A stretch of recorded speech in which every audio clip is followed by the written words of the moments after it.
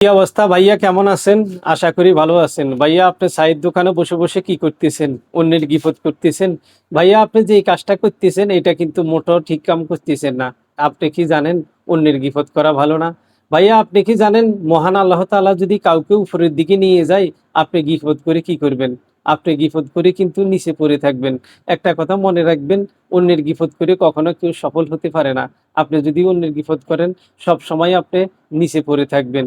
ভাইয়া, আপনি কি জানেন আপনি যে অন্যের গিফট করে আপনার মূল্যবান সময়টুকু নষ্ট করতেছেন।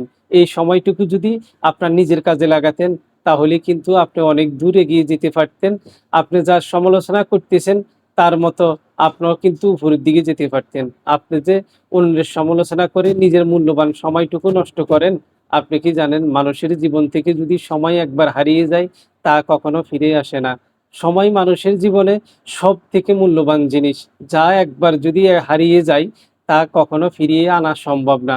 একটা কথা মনে রাখবেন, মানুষের জীবনের প্রত্যেকটা সেকেন্ড, প্রত্যেকটা মিনিট, প্রত্যেকটা ঘন্টা খুবই মূল্যবান। অন্যের সমালোচনা করে কখনো নিজের মূল্যবান সময়টুকু নষ্ট করবেন না। আরে ভাই, অন্যের গিফট করে কি করবে?